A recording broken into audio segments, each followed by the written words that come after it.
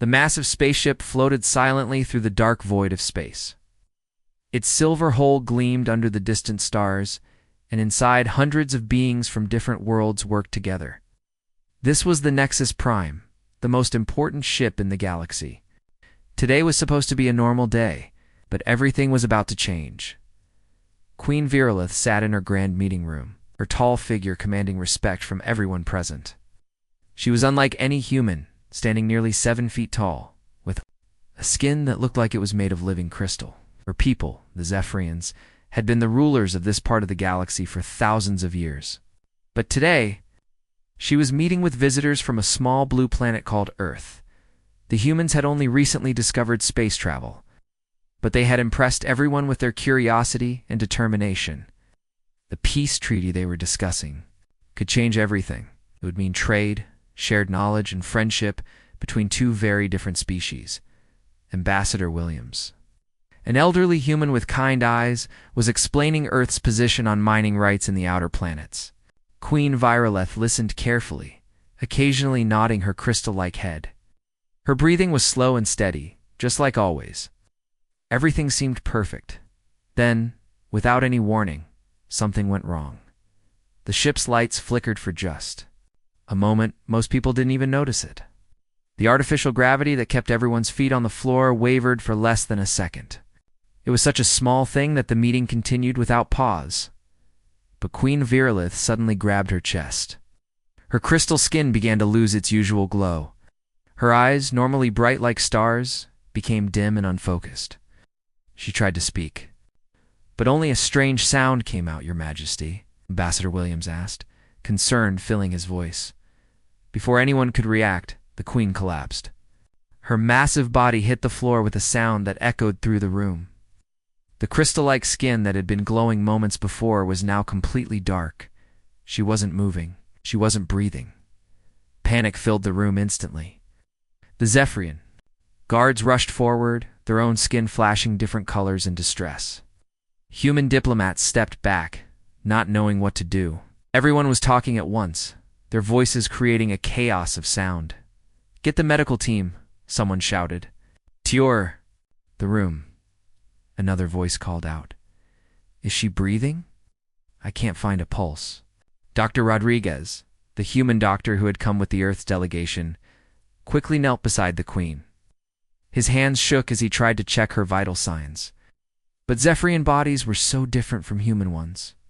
He had studied their basic anatomy, but this was his first real emergency. "I need help," he said to the Zephyrian medical team that had just arrived. "I don't know enough about her physiology." Dr. Kess, the ship's head physician, pushed through the crowd. She was a tall, thin Zephyrian with skin that changed colors based on her emotions. Right now, it was flashing red and orange, clear signs of extreme stress. "Move back, everyone," Dr. Kess commanded. Her scanner devices appeared in her hands. As if by magic, she ran them over the Queen's body, and the readings made her skin flash even brighter red.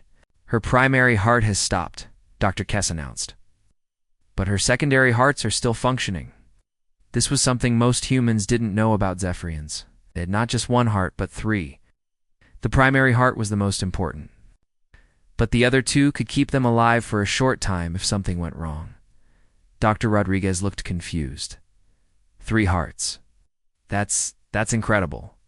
But why would only one stop working? "We don't know," Dr. Kess replied, her scanner still moving across the Queen's body. "There's no sign of poison, no injury, no disease. Her body shows no reason for this to happen." Within minutes, the room was filled with the ship's most important people.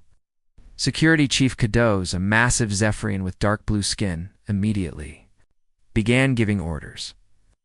His voice was like thunder, and everyone listened. "Lock down the entire ship," he commanded. "No one leaves, no one enters. This could be an assassination attempt." The human delegation huddled together, fear clear on their faces. They were far from home, on an alien ship, and the most powerful being in the galaxy had just collapsed in front of them. Some of them wondered if they would be blamed for what happened. Lieutenant Torres, a young human security guard, stood quietly in the corner. She had been assigned to protect the human delegation, but she was also trained to observe everything around her. While everyone else was focused on the Queen, she had noticed something strange. The timing bothered her. The Queen had collapsed exactly when the ship's gravity had flickered. It was only for a moment, but Torres had felt it. She had excellent balance, trained from years of working in space. Most people would have missed it completely. She thought about mentioning it, but everyone was so focused on the medical emergency that she decided to wait. Maybe it was just a coincidence. But in her experience, coincidences were rare, especially when someone's life was at stake. Dr. Kess and Dr. Rodriguez worked together, trying to stabilize the Queen. They connected her to machines that would help her secondary hearts pump blood more efficiently. Her crystal skin began to glow slightly, which was a good sign. She's stable for now, Dr. Kess said, relief evident in her voice. But we need to find out what caused this, and we need to find out quickly. The room buzzed with activity. Zephyrian technicians checked the air quality. Security officers examined every surface for traces of poison or harmful substances. The human delegation was questioned about everything they had brought onto the ship, but as the hours passed, no one could find any explanation for what had happened. The Queen's body showed no signs of attack. The room was clean. The air was pure. It was as if her heart had simply decided to stop working for no reason at all. Ambassador Williams paced back and forth, his face pale with worry. If she dies, he whispered to Dr. Rodriguez, they'll blame us. The peace treaty will be over before it even begins. Dr. Rodriguez nodded grimly. She's strong. Her other hearts are keeping her alive, but we need answers, and we need them fast. Lieutenant. Torres watched everything from her position by the door. She kept thinking about that moment when the gravity had flickered. It seemed so small, so unimportant. But she had learned to trust her instincts. Something told her it was connected to what had happened to the Queen. As night fell on the ship, Queen Varelith remained unconscious in the medical bay. Her crystal skin continued to glow faintly, showing that she was still alive, but everyone knew that her secondary hearts couldn't sustain her forever. If they didn't find out what had caused her collapse, and soon, the most powerful ruler in the galaxy would die, and with her death, the hope for peace between humans and Zephyrians would die too. The investigation was just beginning, but already, it was clear that this was no ordinary medical emergency. Someone or something had attacked the Queen, and they had done it in a way that left no obvious traces. The question was, who could have done such a thing, and why? As the ship's lights dimmed for the night cycle, Lieutenant Torres made a decision. She would begin her own investigation, starting with that strange moment when the gravity had flickered. She had a feeling that tiny detail might be the key to solving the mystery and saving the Queen's life. The fate of 2 species might depend on what she could discover. 3 days had passed since Queen Varelith's collapse, and the tension on the ship was getting worse by the hour. The medical bay hummed with activity as Dr. Kess and Dr. Rodriguez worked around the clock. But the Queen remained unconscious. Her crystal skin flickered weakly like a dying star. Lieutenant Torres hadn't slept much during those 3 days. Every time she closed her eyes, she kept thinking about that moment when the gravity had flickered. She had asked several crew members about it, but most hadn't even noticed. Few who had dismissed it as a minor technical glitch. But Torres knew better. In her years of space duty, she had learned that small details often held big secrets. She decided to dig deeper, even if it meant doing it alone. The ship's computer center was busy with technicians running diagnostics on every system. Torres approached Chief Engineer Blake, a friendly human who had been working on space vessels for 20 years. "Blake, I need to ask you something," Torres said, keeping her voice low. "That gravity fluctuation 3 days ago, can you show me exactly? What caused it?" Blake looked up from his console, his weathered face showing confusion. "You mean that tiny blip?" "Torres, we get those all the time. It's nothing unusual." "Please, just humor me," Torres insisted. "I have a feeling it might be important." Blake shrugged and pulled up the technical logs on his screen. "Here, look at this. At exactly 14:23 ship time, we had a 0.3-second power surge in the main reactor. It caused a brief fluctuation in the artificial gravity generators. Torres studied the data carefully. What would cause a power surge like that? Could be lots of things, Blake replied. Sometimes the reactor needs to adjust its output. Sometimes there's a temporary draw from another system. It's really not uncommon. But the timing, Torres said, pointing at the screen. This happened right when the Queen collapsed? That can't be a coincidence. Blake scratched his head. I suppose it is strange timing. But honestly, I can't see how a tiny gravity fluctuation could hurt anyone. We barely felt it. Torres thanked Blake and left the engineering section, but she wasn't satisfied. She needed to understand more about Scifian physiology. Maybe there was something about their species that made them sensitive to gravity changes. She found Dr. Rodriguez in the medical bay looking exhausted. He'd been working with the Zephyrian medical team, trying to learn everything he could about their biology. Doctor, can I ask you something? Torres said quietly. Have you learned anything about how Zephyrians react to gravity changes? Dr. Rodriguez looked up from his medical tablet. That's an interesting question. Why do you ask? Torres explained her theory about the gravity fluctuation. Dr. Rodriguez listened carefully, his expression growing more serious. You know, he said slowly, Dr. Kess mentioned something yesterday. She said that Zephyrians evolved on a planet with very stable gravity. Their hearts, especially the primary heart, developed to work within very specific gravitational conditions. What does that mean? Torres asked. Well, if a Zephyrian's primary heart is damaged or weakened somehow, even a small change in gravity could cause problems. It's like ... imagine a clock that's been damaged. It might work fine under normal conditions, but if you shake it even slightly, it could stop working. This was the breakthrough Torres had been hoping for. So if someone knew about this weakness, they could potentially use it? Dr. Rodriguez nodded grimly. Theoretically, yes. But they would need to know a lot about Zephyrian physiology, and they would need to weaken the heart first. Torres felt a chill run down her spine. Doctor, what if this wasn't an accident? What if someone planned this? Before Dr. Rodriguez could answer, Security Chief Cados entered the medical bay. His massive blue form filled the doorway, and his expression was darker than usual. Dr. Rodriguez Cados said in his deep voice, We need to talk. The High Council is demanding answers. They're saying if the Queen dies, the peace treaty is over. Some of them think the humans are responsible. Dr. Rodriguez paled.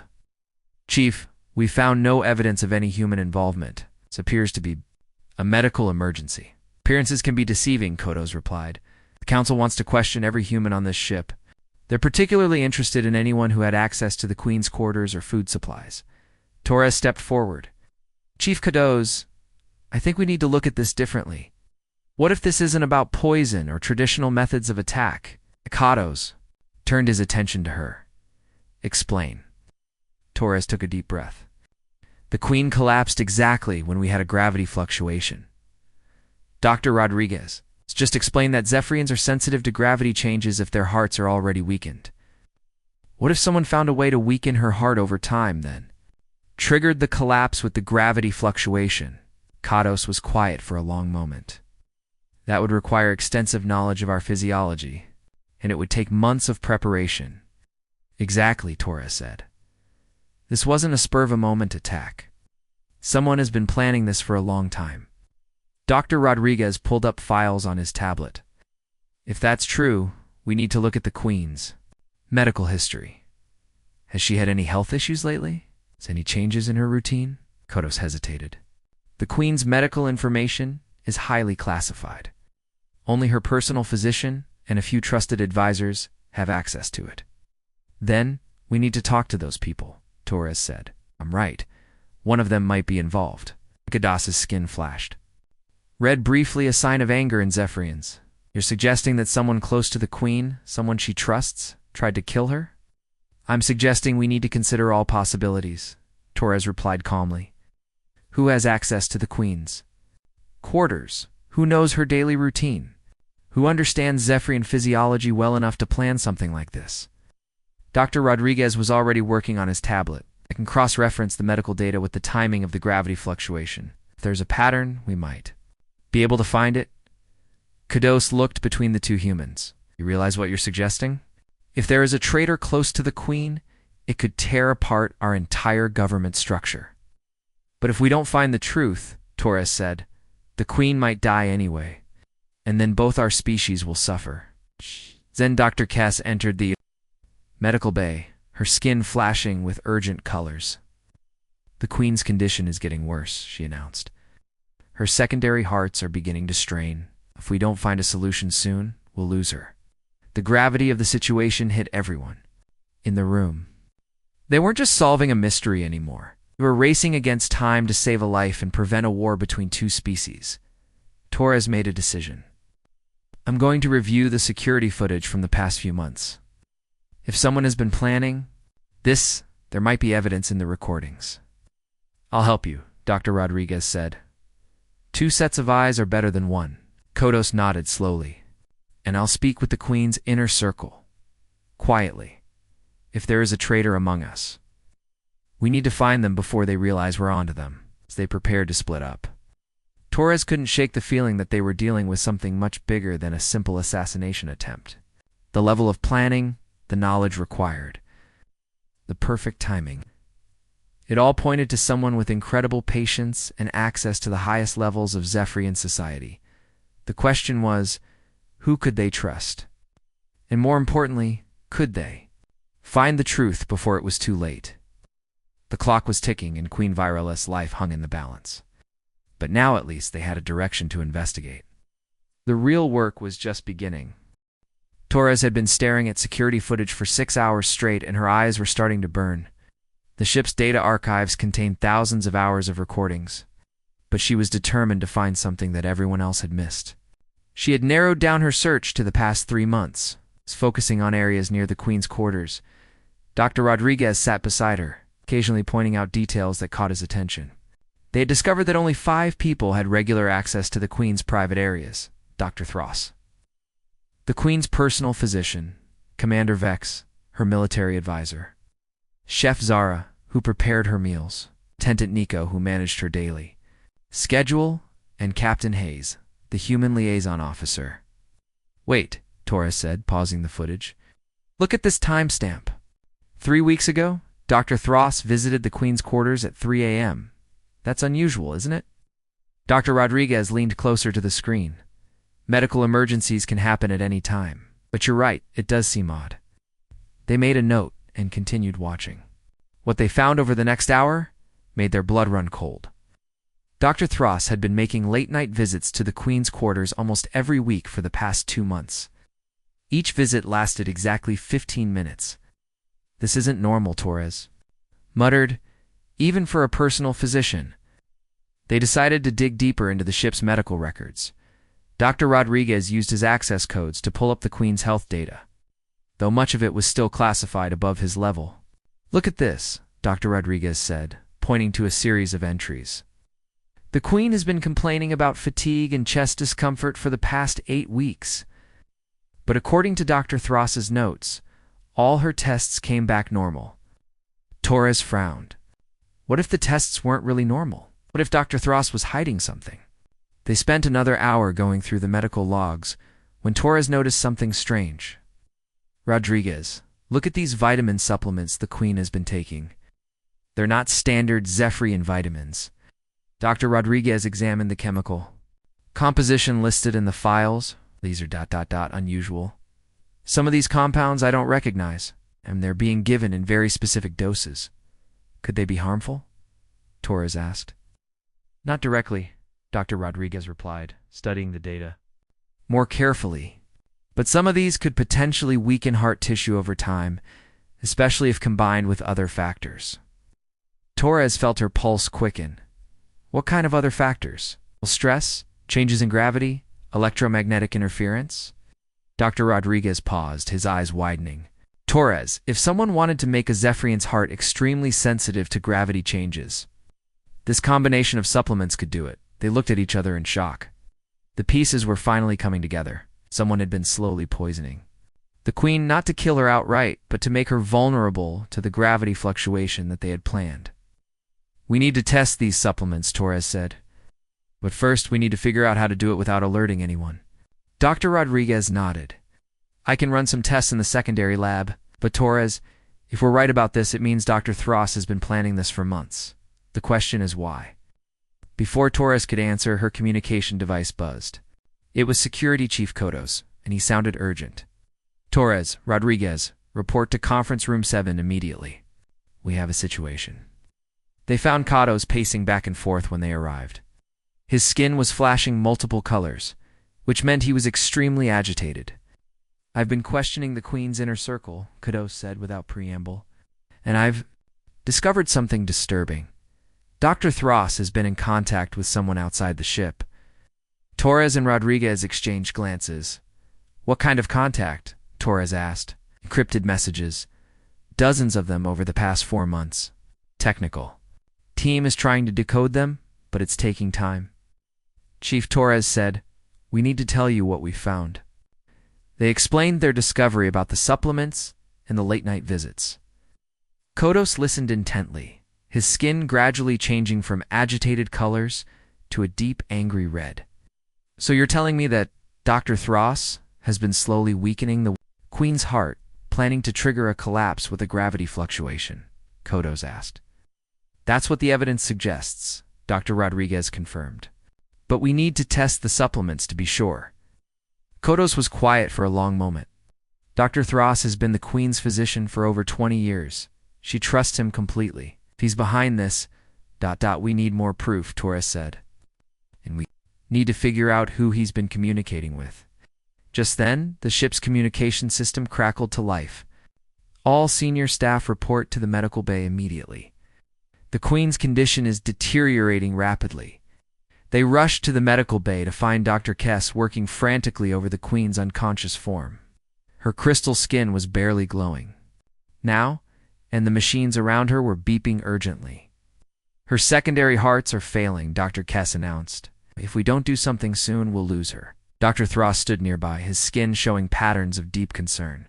I've tried everything I can think of, he said.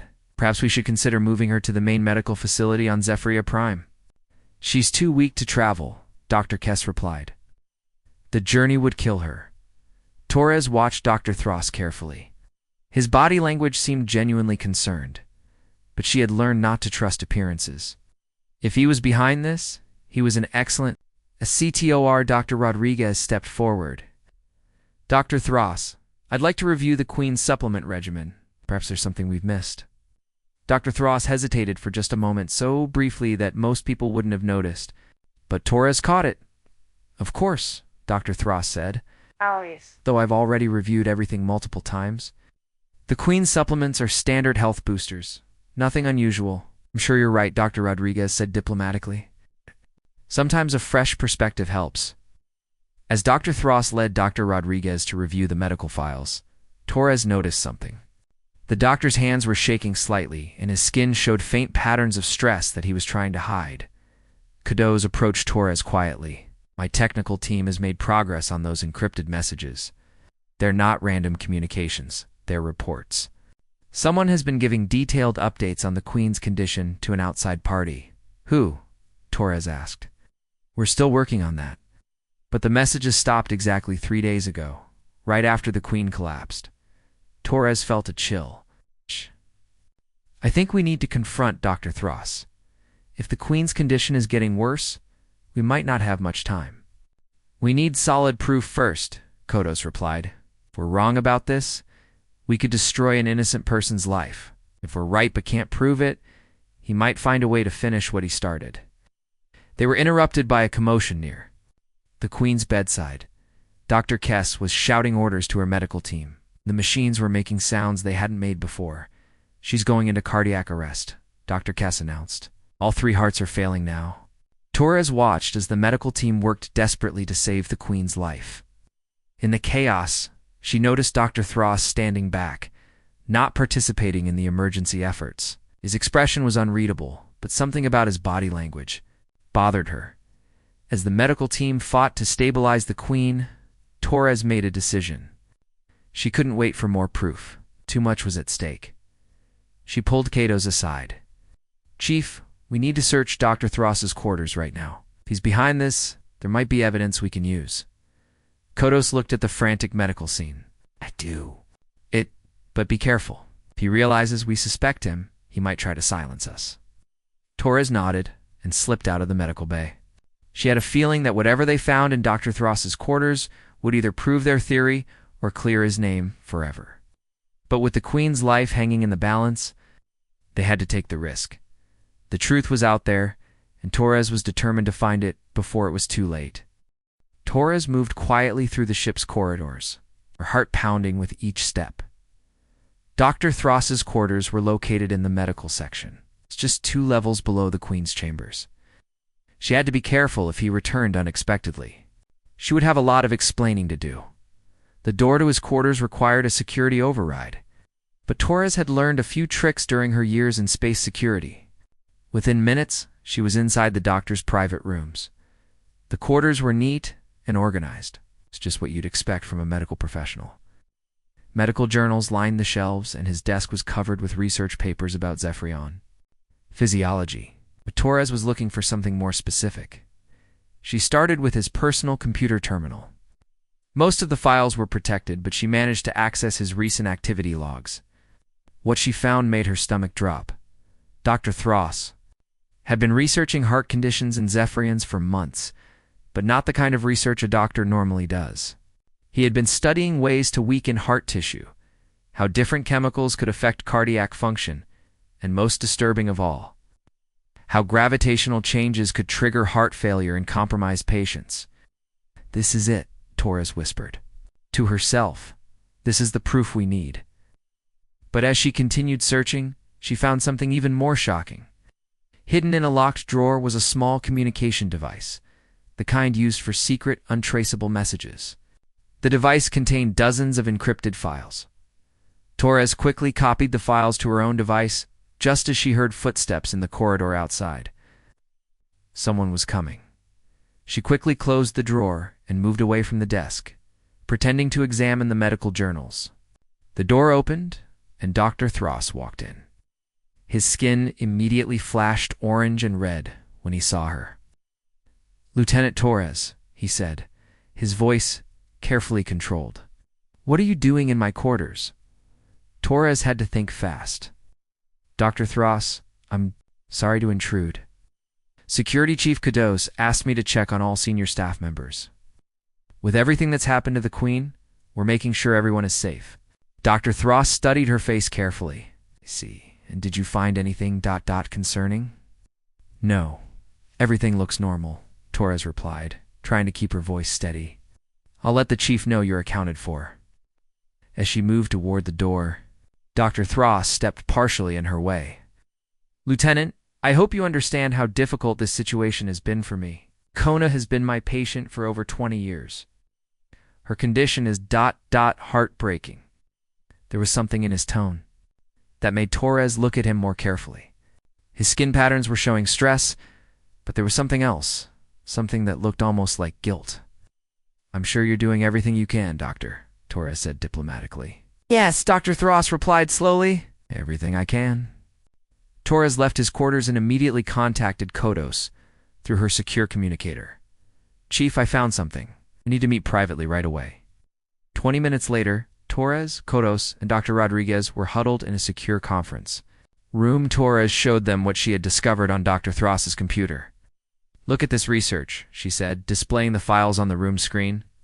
"He's been studying exactly how to do what happened to the Queen. This isn't a coincidence. This is a manual for assassination."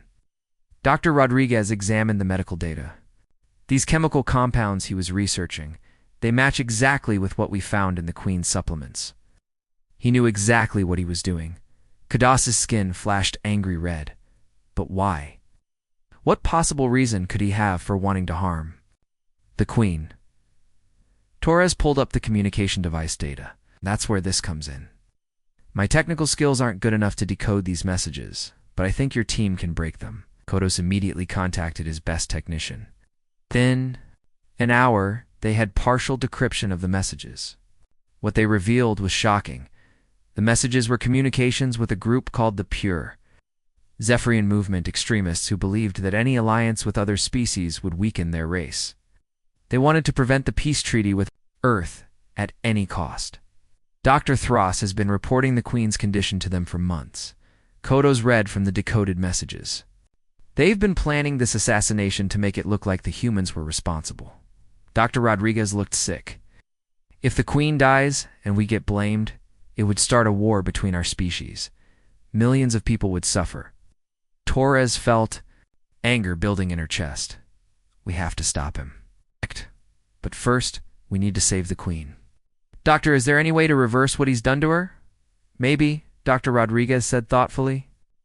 If we can neutralize the chemicals in her system and stabilize her hearts, she might recover. But we need to act fast. Kodo stood up, his massive form radiating determination. Then we end this now. Torres, Dr. Rodriguez, we're going to confront Dr. Thros, but we need to be smart about it. They returned to the medical bay to find the situation even more critical than before. The Queen's vital signs were extremely weak, and Dr. Kess looked exhausted from trying to keep her alive. Dr. Thros was standing near a medical cabinet, preparing what looked like another injection. I think this medication might help stabilize her condition, he announced to the room. Stop, Kodos commanded, his voice echoing through the medical bay. Everyone turned to look at him. Dr. Thros froze with the injection in his hands. Dr. Thros, Kodos continued, step away from the Queen. Now. I don't understand, Dr. Thros said, but his skin was already showing patterns of fear. I'm trying to help her. Torres stepped forward. We know about the supplements. We know about your research. We know about your communications with the Pure Zephyrian movement. The injection fell from Dr. Thros's hands, clattering to the floor. His skin went completely pale, a sign of shock in Zephyrians. You don't understand, he said desperately. I never wanted to hurt her. They threatened my family. They said if I didn't help them, they would kill my children. Dr. Kess gasped. Thros, what have you done? I weakened her heart gradually. So gradually that no one would notice, Dr. Thros confessed, his voice breaking. The plan was to trigger a collapse during the peace treaty negotiations. They wanted it to look like stress from dealing with humans caused her death. But you used a gravity fluctuation instead, Torres said. Dr. Thros nodded miserably. Thought it would be more subtle, less traceable. I never wanted this. She's like a mother to me. Kodos moved toward the doctor, but Dr. Rodriguez held up his hand. Wait, Dr. Thros, if you really want to help her, tell us exactly what you gave. Her. Everything. We might still be able to save her life. Dr. Thros looked at the Queen's unconscious form, tears streaming down his face. The nanobots, he whispered. I introduced microscopic nanobots into her supplements. They've been accumulating in her heart tissue for weeks. The gravity fluctuation activated them. Nanobots? Dr. Rodriguez asked urgently. What kind? How do they work? They respond to specific electromagnetic frequencies, Dr. Thros explained. When I triggered the gravity fluctuation, it created the exact frequency needed to activate them. They've been interfering with her heart's electrical system. Dr. Kess was already moving, pulling up scanner readings. If there are nanobots in her system, we can detect them. And if we can detect them, we might be able to deactivate them. Torres looked at Dr. Thros, who was now surrounded by security officers. Doctor, how do we deactivate these nanobots? Counterfrequency, he said quietly. But it has to be exact, or it could stop her hearts completely. The room was silent except for the beeping of medical equipment. They had found their traitor and learned the truth, but the Queen was still dying.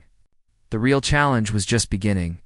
They had to find a way to save her life and prevent a war between two species. Time was running out, and everyone in the room knew that the next few hours would determine the fate of billions of people across the galaxy. The medical bay had become a battlefield against time. Dr. Kess worked frantically at her scanner, trying to locate the nanobots in the Queen's system, while Dr. Rodriguez studied the technical specifications that Dr. Thros had reluctantly provided. Torres stood guard, making sure no one else could interfere with their desperate rescue attempt. I can see them, Dr. Kess announced, her skin flashing with excitement. Thousands of tiny nanobots clustered around her primary heart, creating electrical interference that's disrupting her heart rhythm. Dr. Rodriguez looked up from all his calculations. According to Dr. Thross's data, we need to generate a counter frequency at exactly 47.3 megahertz. But the margin for error is incredibly small. If we're off by even a fraction, we could stop all her hearts permanently. Torres could see the fear in everyone's eyes. They had one chance to save the queen, and if they failed, she would die within the hour. What equipment do we need? Torres asked. Dr. Kess pointed to a complex machine in the corner. The electromagnetic therapy unit. Can modify it to generate the specific frequency we need. But I've never attempted anything like this before. Chief Engineer Blake burst into the medical bay, his face red from running. I heard you need help with electromagnetic frequencies. That's my specialty. Dr. Rodriguez quickly explained what they needed. Blake listened carefully, then examined the therapy unit. I can modify this, Blake said confidently.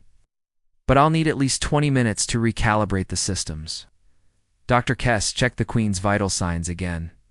Her condition is deteriorating fast. I don't think we have 20 minutes. Torres watched Dr. Thross, who was sitting quietly under guard.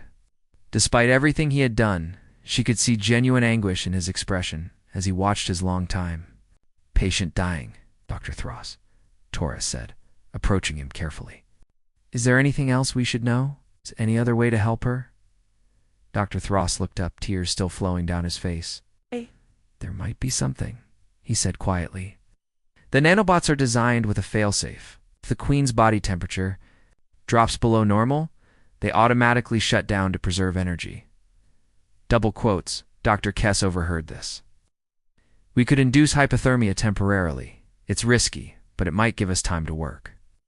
Do it, Kodos commanded. We're running out of options. The medical team quickly began the cooling process, while Blake worked on modifying the electromagnetic device. Torres found herself holding her breath as she watched the queen's body temperature slowly decrease. Temperature is dropping, Doctor, Kess reported. The nanobots are beginning to slow down. Her heart rhythm is stabilizing slightly. Blake wiped sweat from his forehead as he finished his modifications. The frequency generator is ready. But I need someone to help me target the exact location of the nanobots. Dr. Rodriguez stepped forward. I can guide you using the medical scanners. Dr. Kess, monitor her vital signs. If anything goes wrong, we stop immediately. Torres positioned herself where she could see everything. She noticed that Ambassador Williams had arrived and was watching nervously from the doorway.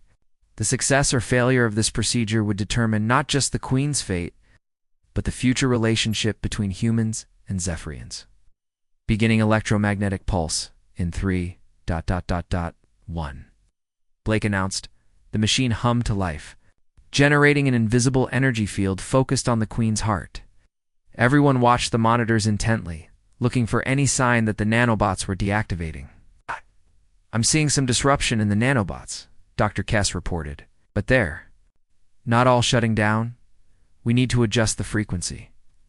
Blake fine-tuned the controls, while Dr. Rodriguez provided real-time guidance based on the scanner readings. Minute by minute, more nanobots began to shut down. Her primary heart is responding, Dr. Kess announced with excitement. The electrical interference is decreasing. But suddenly, alarms began blaring. The Queen's secondary hearts were showing signs of stress from the cold and the electromagnetic treatment. We're losing her, Dr. Kess shouted. The procedure is putting too much strain on her system. Torres looked at Dr. Thross again. There has to be something else. Think. Dr. Thross stood up, his chains rattling. Let me help, he pleaded. Know her physiology better than anyone. I might be able to stabilize her hearts manually. Kodos hesitated. After what you've done, how can we trust you? Because she's dying, Dr. Thross said desperately. Because I'm the only one who knows exactly how to counteract what I did to her. Torres made a quick decision. Let him try. But keep the guards close. Dr. Thross moved to the Queen's side, his hands working quickly over her body. He knew exactly where to apply pressure, how to stimulate her secondary hearts, and which medical techniques would help her body fight the nanobots. The electromagnetic pulse is working, Blake reported. 80% of the nanobots are now inactive. Her primary heart is beginning to beat normally, Dr. Kess added. But we need to warm her up gradually to prevent shock. For the next hour, the entire medical team worked together to slowly bring the Queen back to normal body temperature, while ensuring the nanobots remained inactive. Dr. Thross, despite being under arrest, worked harder than anyone to save the life he had nearly taken. Finally, Dr. Kess made the announcement everyone had been waiting for. Ow. 3 hearts are beating normally. The nanobots are completely inactive. She's going to survive. A cheer went up from everyone in the medical bay. Torres felt tears of relief streaming down her face. They had done it. They had saved the Queen's life. 2 hours later, Queen Virlith's eyes slowly opened. Her crystal skin began to glow with its normal, healthy light as she looked around the medical bay. "What happened?" she asked weakly. Cadeau stepped forward, his skin showing patterns of joy and relief. "Your Majesty, there was an attempt on your life, but you're safe now, thanks to the humans who helped solve the mystery."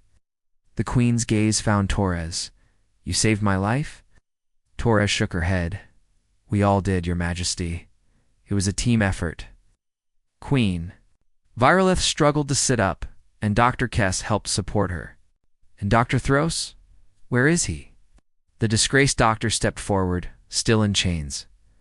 "I'm here, Your Majesty, and I am deeply sorry for what I did." The Queen looked at him with sad eyes. "Thros, you've been like family to me." "Why?" they threatened. "My children," Dr. Thros explained. "The pure Zephyrian movement said they would kill them if I didn't help them. I thought I could find another way, but—" Queen Virelith was quiet for a long moment. "The extremists used your love for your family against you. What you did was wrong. I understand why you felt you had no choice." She turned to address the entire room. "This attack was meant to destroy the peace between our species. Instead, it has shown me how much we need each other. Humans and Zephyrians working together saved my life today." Ambassador Williams stepped forward.